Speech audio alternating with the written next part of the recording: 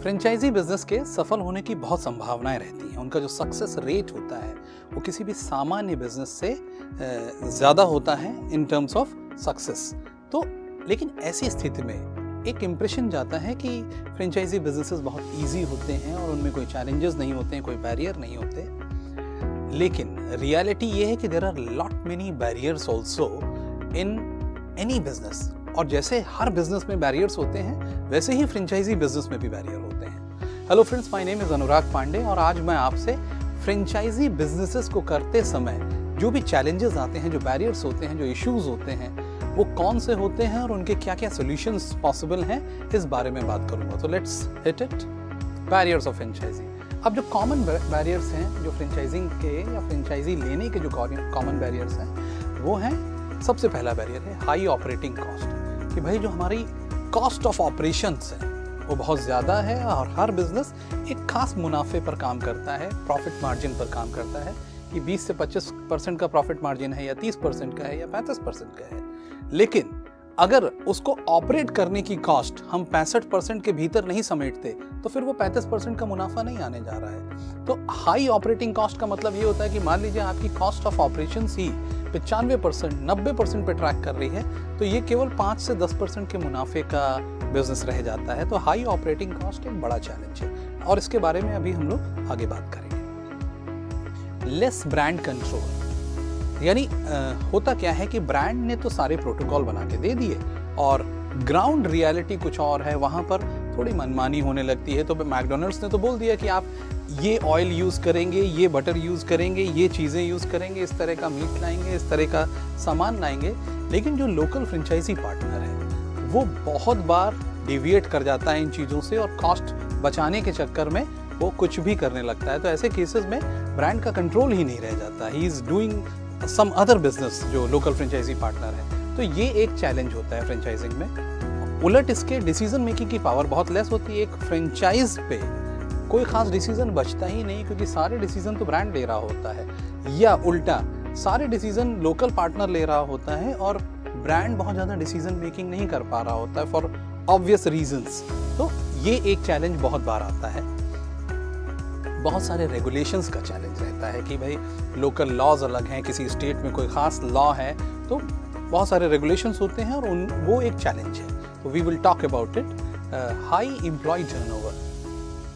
अक्सर और most of the expansion में जो सबसे बड़ा बॉटलनेक होता है कि जब ट्रेंड स्टाफ की कमी। आप अक्सर सुनेंगे कि आप फ्रेंचाइजी बिजनेस होल्डर से भी जब बात करेंगे तो आपको हमेशा पता चलेगा कि भाई ट्रेंड स्टाफ की बहुत कमी है, मेरा ये ट्रेंड स्टाफ चला गया, या ये बहुत हाई एम्प्लॉय टर्नओवर है। तो इसको कैसे रोकथाम की जाए, इसको कैसे हैंडल किया जाए, एड्रेस किया जाए, इस बारे में भी हम लोग बात करेंगे। ब्रांड का डाइल्यूशन, जैसा मैं बोल ही रहा था कि अगर लोकल लेवल पर प्रोडक्ट रिलेटेड या एम्बियंस रिलेटेड या marketing related uncontrolled decision making होने लगती है तो ब्रांड डाइल्यूट हो जाता है।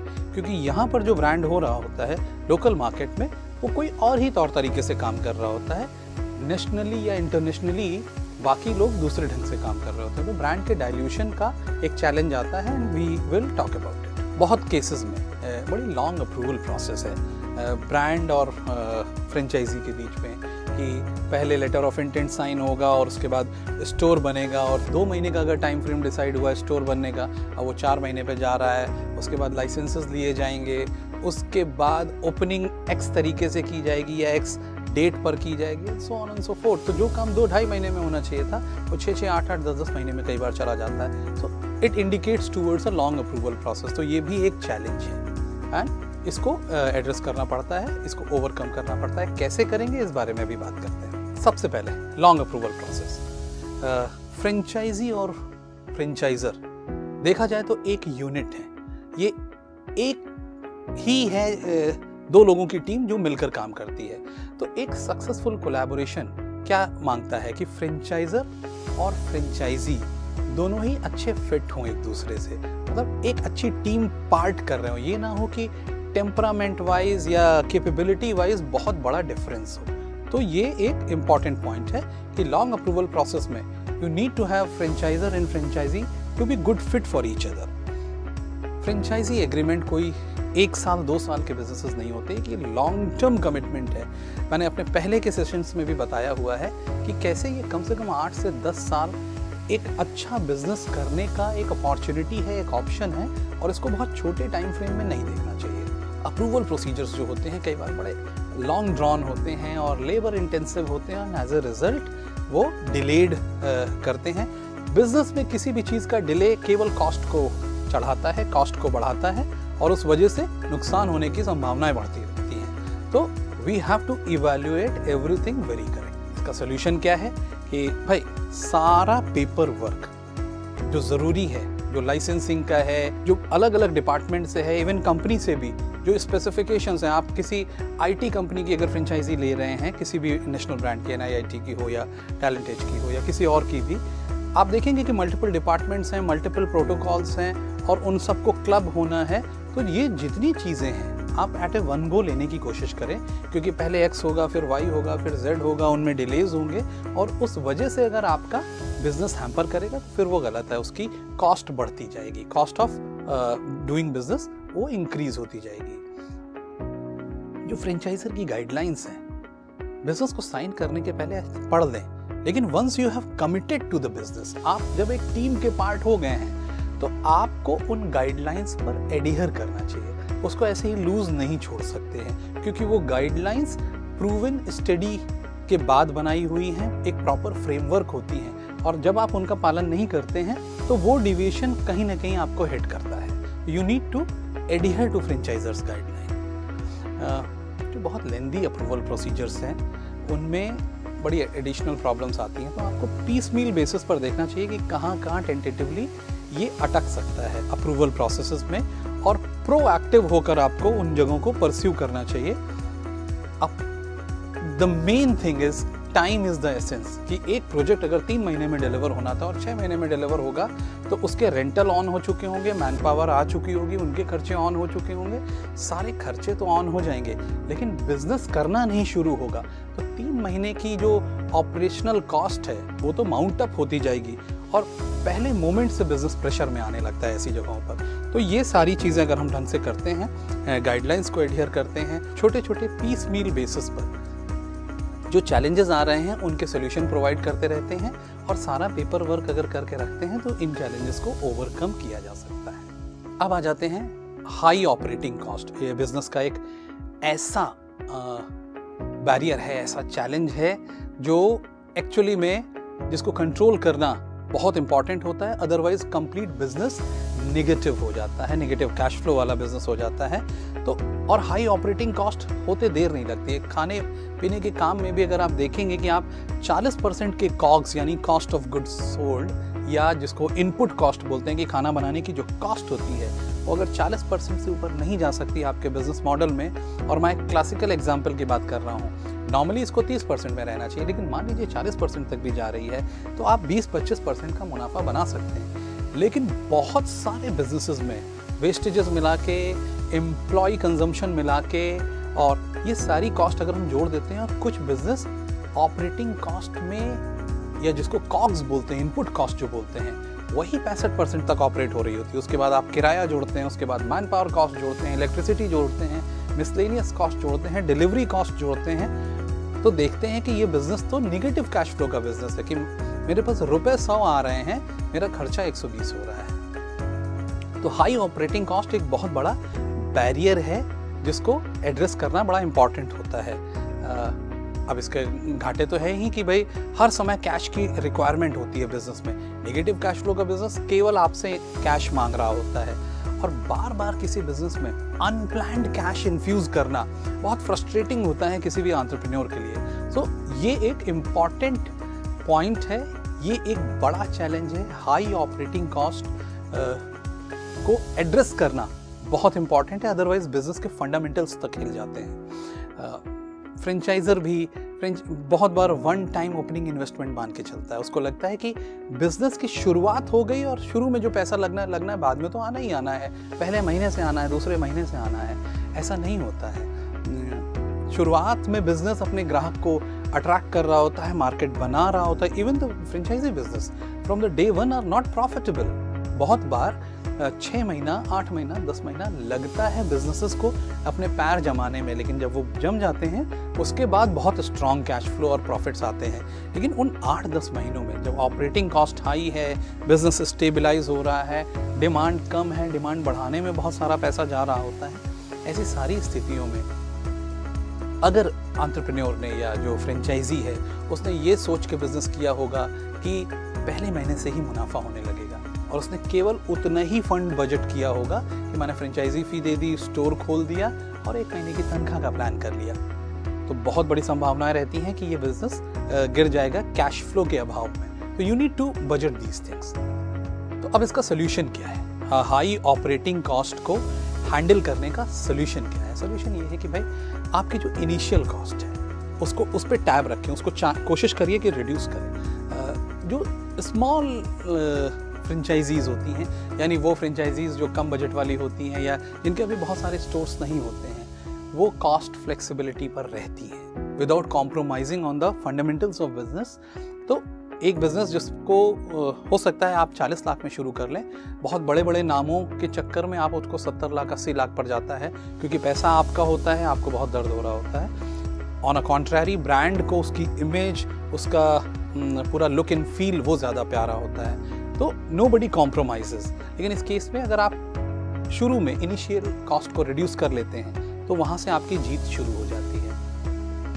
आपको अपनी ऑपरेटिंग कॉस्ट को बहुत ध्यान से देखना होगा।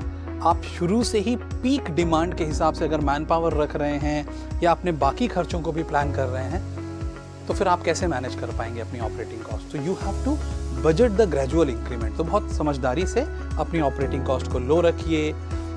कोशिश करें कि कोई एग्जिस्टिंग फ्रेंचाइजी खरीद लें, चलती चलाती फ्रेंचाइजी अगर कहीं मिल रही हो उसकी कॉस्ट ऑफ करेक्शन में इम्प्लीमेंट करें क्योंकि उसके कैश फ्लोज तो होंगे ही। फ्रॉम द डे वन आपको एक बना बनाया बिजनेस मिल सकता है, ये भी एक सोल्यूशन हो सकता है। रीमॉडलिंग और रिनोवेशन की जो कॉस्ट है उसको रिड्यूस करने की कोशिश करें और टेक्नोलॉजी का इम्प्लीमेंटेशन बढ़ाएं। बहुत सारे मैनुअल वर्क्स आज की तारीख में फाइनली टेक्नोलॉजी पे आ रहे हैं। सीसीटीवी के यूसेज क्या हैं, देन पीओएस पॉइंट जो है वो पूरी अकाउंटिंग आपकी करके दे रहा है, आपकी लीड्स जनरेट कर रहा है, आपके इनवॉइसेस जनरेट कर रहा है। तो टेक्नोलॉजी को बढ़ावा दें अपने बिजनेस में बिकॉज अल्टीमेटली वो कॉस्ट को कम करेगा। एक्सपेंसेस का रिडक्शन प्लान हमेशा चलना चाहिए विदाउट कॉम्प्रोमाइजिंग द क्वालिटी। ये एक ऑनगोइंग एक्सरसाइज है क्योंकि बहुत बार कॉस्ट के डुप्लीकेशंस होते हैं, मैन पावर लेवल पर भी होते हैं, एक्टिविटी लेवल पर भी होते हैं। तो we need to budget it out, हमें उसका ध्यान रखना पड़ता है। Franchisee fees simpler to handle होनी चाहिए सो दैट आप कॉस्ट को रिड्यूस कर सकें। मतलब इतनी नहीं होनी चाहिए कि बिजनेस इनिशियली प्रेशर में इसलिए आ गया क्योंकि बहुत हाई फ्रेंचाइजी फी दे के आया हुआ है। तो इन बातों का बहुत ध्यान रखा जाता है। जो अगला चैलेंज है वो है लेस ब्रांड कंट्रोल। अब ये स्थिति बनती है कि ब्रांड का एक रिकॉग्निशन होता है, एक अफिनिटी होती है, बहुत से कस्टमर्स उसको पहचानते हैं, वही आपके अगेंस्ट जा सकता है। एक एग्जांपल मान लीजिए कि कोई ब्रांड 2000 लोकेशंस पर काम कर रहा है तो बहुत बार उसके रोटेशन सफ़र करेगी क्योंकि बहुत सारे उसके स्टोर्स पर अलग अलग चीज़ें चल रही होंगी। तो हर जगह अगर मान लीजिए किसी के 100 स्टोर हैं या 1000 स्टोर हैं या 2000 स्टोर हैं और हर जगह 90% ही एडहियर कर रही हैं लोकल फ्रेंचाइजीज प्रोटोकॉल पे कि ऐसा ही होना चाहिए, तो 10% का डिविएशन जो हो रहा है, कहीं किसी चीज़ का हो रहा है, कहीं किसी चीज़ का हो रहा है, यानी हर जगह पर आपको लो कस्टमर एक्सपीरियंस का सामना करना पड़ेगा। ऐसे केसेस में ब्रांड की रेपुटेशन खराब होती है, उसकी फ्यूचर में बिजनेस बिकने की संभावनाएं और उसके कस्टमर्स को शिफ्ट करने की बहुत सारे निगेटिव पॉइंट्स जनरेट होने शुरू हो जाते हैं। अब इसका क्या सॉल्यूशन है कि मैंने पहले भी कहा था कि आप एज ए ब्रांड और इन्वेस्टर जिसने आपके बिजनेस की फ्रेंचाइजी ली है, दोनों टीम होते हैं। अपने को बहुत हाई स्टैंडर्ड ऑफ सर्विस पर कमिट करना बहुत ज़रूरी है। आपका ये मतलब this is the commitment to business. आप 10 साल के लिए एक चीज़ शुरू कर रहे हैं, you can not deviate from what you have decided. यानी आपने जो रास्ता सोचा था क्वालिटी का, कॉस्ट का, एक्सपीरियंस का, मार्केट शेयर का, डिमांड जनरेशन का, आप उस पर स्टिक करें और प्रेशर में ना आए, ना ही किसी को डिविएट करने दें उस बात से। कस्टमर्स को भी जिम्मेदार बनाना पड़ता है, तो आपको धीरे धीरे अपने वेंडर्स को ट्रेन करना पड़ेगा, अपने की कस्टमर्स को ट्रेन करना पड़ेगा, जिससे स्लोली एंड स्लोली वो भी मतलब समझें कि इस बिज़नेस की रिक्वायरमेंट क्या है और इसके जो कंज्यूमर हैं उनको किस खास क्वालिटी की आदत है, एंड एज अ रिजल्ट जो आपके वेंडर्स हैं, जो आपके कस्टमर्स हैं, वो आपको एकदम एग्जैक्ट स्पेसिफिकेशन की चीज़ें प्रोवाइड करें, ना कि वो भी डाइल्यूट करने लगते हैं। बहुत बार आपसे वो पहली, दूसरी, तीसरी बार में तो कमिट कर जाते हैं कि मैं इस तरह की सप्लाईज आपको दूंगा, इस स्पेसिफिकेशन की दूंगा, इस क्वालिटी की सप्लाई दूंगा, बट इवेंचुअली तीसरी, चौथी बार से वो सप्लाई के स्टैंडर्ड्स गिरा देते हैं, क्वालिटी को गिरा देते हैं और आपको सेम दाम पर करते रहते हैं। उनके मार्जिन बढ़ जाते हैं, लेकिन आपका एक्सपीरियंस खराब हो जाता है, जिससे आपकी अपनी रेपुटेशन में डेंट आता है। You have to keep a tab on all these things. As a brand owner, जो भी आपसे कोलैबोरेट कर रहे हैं लोग, उनके रेगुलर टच में रहिए। क्वालिटी डाउन जाएगी, ब्रांड का डाइल्यूशन हो रहा है। ब्रांड ही तो आपने खरीदा था। जब आप एक फ्रेंचाइजी सिस्टम लेने गए थे तो व्हाट वाज द प्रॉमिस? आपने क्या सोचा था कि मेरे को एक चलती हुई ऐसी चीज़ मिलेगी जो एकदम ग्राहकों को अट्रैक्ट करेगी, हर मार्केट में कर रही है तो मेरी मार्केट में भी करेगी। लेकिन पुअर ब्रांड एक्सपीरियंस होने के कारण, ब्रांड का डाइल्यूशन होने के कारण आपकी डिमांड पर भी फर्क पड़ेगा। तो अपने ब्रांड ओनर्स से, या जो लोग उस ब्रांड को कंडक्ट कर रहे हैं, आपके साथ कोलैबोरेट कर रहे हैं, उन लोगों के साथ बहुत अच्छे टाई अप में रहना चाहिए। रेगुलर उनसे फीडबैक लेते रहना चाहिए या उनको देते रहना चाहिए फीडबैक। तो इम्पॉर्टेंट है कि ये कम्युनिकेशन बहुत फ्री फ्लोइंग होना चाहिए। जो भी इश्यूज़ हैं, immediately you need to contact your brand. अपने ब्रांड को तुरंत बताएं, और जिससे जो भी ब्रांड डाइल्यूशन पॉइंट्स हैं, जिनसे भी ब्रांड की इमेज लीक हो रही है, उनको तुरंत ही प्लग किया जा सके। एटमॉस्फेयर में है, एम्बियंस में है, स्टोर लेवल पर है, वेंडर्स की सप्लाईज में है, सर्विसिंग में है, प्रोडक्ट में है, शेफ टीम में है, क्या है। जो भी ब्रांड डाइल्यूशन पॉइंट्स हैं, उनकी एग्जैक्ट मरम्मत होनी चाहिए और इमीडिएटली ब्रांड को ये काम करना चाहिए। तो आपको ये फीडबैक मैकेनिज्म ज़रूर इस्टेब्लिश करना है। एक और चैलेंज आता है कि भाई डिसीजन मेकिंग पावर जो होती है बहुत कम होती है। हर चीज़ में ब्रांड बोल देता है कि नहीं, ये आप नहीं कर सकते, ये नहीं कर सकते। और बहुत बार फीडबैक बहुत अच्छा होता है, बड़ा करेक्ट फीडबैक लोकल फ्रेंचाइजी दे रहा होता है कि सर ये प्रोडक्ट नहीं चल रहा। अब मैकडोनल्ड्स अगर हेलबेंट रहता है हैमबर्गर्स पर, पूरी दुनिया में वो हैमबर्गर खिलाता है, हैम इज मीट, राइट, एक डिफरेंट तरह का।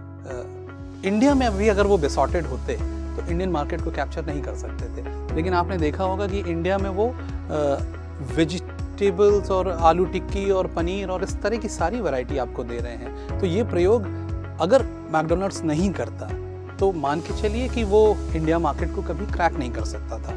तो जो ब्रांड्स बहुत हेलबेंट होते हैं, फ्लेक्सिबल नहीं होते हैं, लोकल मार्केट का फीडबैक नहीं अच्छे से कैप्चर कर रहे होते हैं, उनके मार्केट शेयर गेन करने की संभावनाएं कम होती हैं, उनके बढ़ने की संभावनाएं कम होती हैं। अब उसमें बहुत बार ये भी होता है कि आप जो प्रोडक्ट्स और सर्विसेज यूज़ कर रहे हैं, तो क्योंकि ब्रांड का भी अपना एक नॉर्म होता है कि आपको लोकली अगर वो सब कुछ डिसाइड करने देगा, तो बहुत बार जो फर्स्ट टाइम एंटरप्रेन्योर्स होते हैं वो ब्रांड पोजीशनिंग को इतना सीरियसली नहीं समझते। They are not trained to handle these marketing decisions. ये बहुत साइंटिफिक स्टडी होती है मार्केटिंग की या एडवर्टाइजिंग की।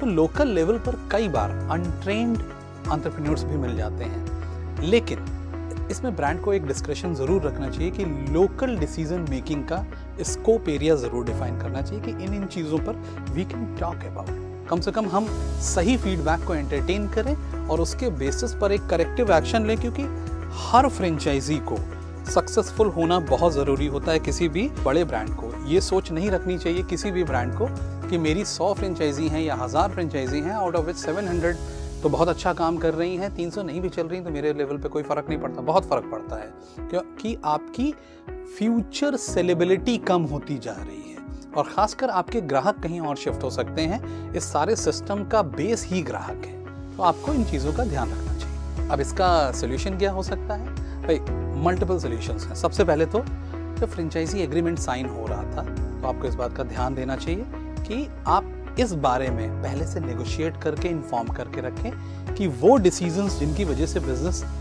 नीचे जा रहा होगा उन पर you have to take local feedback. आपको मेरी बात सुननी पड़ेगी और करेक्टिव मेजर्स लेने पड़ेंगे, भले ही उसमें फिर आपको छोटा मोटा फ्लेक्सिबिलिटी शो करनी पड़े in terms of your brand guidelines.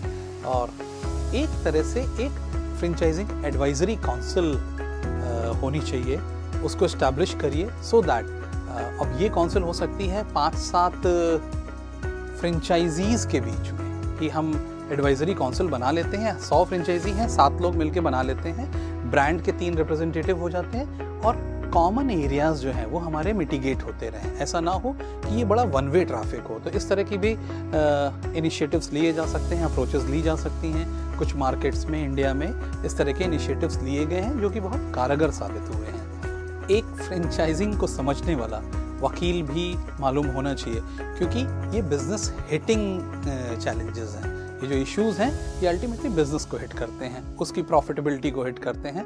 तो ब्रांड एक तरफा केवल एक 5 स्टार प्रॉपर्टी नहीं बना सकता, जबकि ज़रूरत अगर 4 स्टार प्रॉपर्टी की है। फालतू में कॉस्ट को नहीं पुश कर सकता। तो ऐसी चीज़ों को, लेकिन ये है कि ये सारे पॉइंट्स जब आप बिजनेस खरीद रहे थे तब आपको इवैल्यूएट करने बहुत ज़रूरी है। हैविंग सेड दैट, इस पॉइंट पर भी अगर आपको फ्रेंचाइजी लेने के बाद ऐसा लगता है कि मेरा कंट्रोल्स बिल्कुल नहीं है और मैं सही फीडबैक भी जो दे रहा हूँ उसमें ब्रांड वो एक्सेप्ट नहीं कर रहा है, तो एक तो एडवाइजरी काउंसिल का वो करिए और प्रयास करिए कि कोई अच्छा फ्रेंचाइजी अटॉर्नी भी हो, जिससे किसी पुअर स्थिति में आप इसको लीगैलिटी पर भी ले जा सकें। बट ये लास्ट रिजॉर्ट होता है। नॉर्मली नेटवर्क बनाइए, बाकी फ्रेंचाइजीज को भी अगर वही समस्या आ रही है, उसी तरह के प्रॉब्लम्स आ रहे हैं, रेगुलर ब्रांड से बोलिए कि फ्रेंचाइजी मीट कंडक्ट करे, यानी जितने भी लोग उसकी फ्रेंचाइजी लेके बैठे हुए हैं उनको साल में एक बार या 6 महीने में एक बार ज़रूर मिलना चाहिए, अपनी प्रॉब्लम्स शेयर करनी चाहिए और उसका सोल्यूशन सीख करना चाहिए ब्रांड से। ये इंपॉर्टेंट स्टेप्स हैं। आइए और चीज़ों के बारे में जानते हैं। वो we are talking about barriers, क्या क्या होते हैं फ्रेंचाइजिंग में, तो उस बारे में बातचीत हो रही है। एक बड़ा बैरियर ये भी है कि बहुत सारे रेगुलेशंस आते जा रहे हैं स्टेट लेवल पे या सेंट्रल लेवल पर, और ये जो एडिशनल रेगुलेशंस होते हैं नॉर्मली ये रीजन लेवल पर आते हैं, जिसका जो इम्पैक्ट होता है वो नॉर्मली बिजनेस पे होता है। किसी भी एडिशनल रेगुलेशन की समझदारी अगर नहीं है तो चांसेस ये होते हैं कि हम इनसिक्योर हो जाते हैं। We can get high penalties from government, सरकार हम पे टैक्स ज़्यादा लाद देती है या हमारी प्रॉफिटेबिलिटी कम कर देती है, या मैन पावर लेड कुछ कानून आ जाते हैं। तो इस तरह से बहुत ज़्यादा अगर रेगुलेशंस बढ़ते जा रहे हैं तो we need to understand and address it. अब इसका एड्रेसल क्या है कि सबसे पहले तो जानकारी रखिए कि क्या ऐसे रूल्स हैं, लॉज हैं जो केवल आपके एरिया में हैं, आपके क्षेत्र में या आपके रीजन में या आपके स्टेट में हैं और बाकी जगहों पर नहीं हैं। उनकी पूरी जानकारी होनी चाहिए जिसको आपको ब्रांड से शेयर करना चाहिए। आपको बिल्कुल मालूम होना चाहिए कि उसकी वजह से क्या इम्पैक्ट है मेरे बिजनेस पे। कॉस्ट का इम्पैक्ट है या टाइमलाइन का डिले है या कुछ और कंजेशन है जिसकी वजह से हम ग्रो ही नहीं कर सकते, वॉट एवर इट इज़। और इसमें common platform between brand and you आपको बनाना चाहिए जिससे आप उसको एड्रेस कर सकें। प्रयास यही करना चाहिए कि भाई सरकार के जो रूल्स हैं उन पे कंप्लाई करना चाहिए। नॉन कंप्लाइंट बिजनेस कभी ना करें, क्योंकि सूनर और लेटर ये आपको हिट करेगा। और जितनी समस्याएं हैं उसको अपने ब्रांड से पूरी तरह से शेयर करके उसका जो इम्पैक्ट है उसको ऑप्टिमाइज़ करें। तो अगर उसका इम्पैक्ट मान लीजिए 3% की कॉस्ट इंक्रीज़ हो रही है उसकी वजह से, तो कोशिश करिए कि आप और ब्रांड दोनों मिल के शेयर करें, या वो अपनी रॉयल्टी थोड़ा कम कर ले, कोई एक रास्ता निकालना चाहिए अगर एडिशनल रेगुलेशंस की वजह से आपको समस्या हो रही है आपके बिजनेस से। एक बड़ा चैलेंज आता है हाई एम्प्लॉय टर्नओवर का। अब हम स्टाफ को ट्रेन करते जाते हैं और वो अक्सर छोड़ के चले जाते हैं। अब इसका कोई भी कारण हो सकता है, पुअर वर्किंग कंडीशन हो सकता है, आप बहुत कम तनख्वाह देने वाले व्यक्ति हो सकते हैं, क्योंकि हर नया बिजनेसमैन चाहता है कि कम से कम पैसा देना पड़े, कम से कम सैलरीज हों। 12 घंटे काम कराना, 14 घंटे काम कराना ये नॉर्म होता है।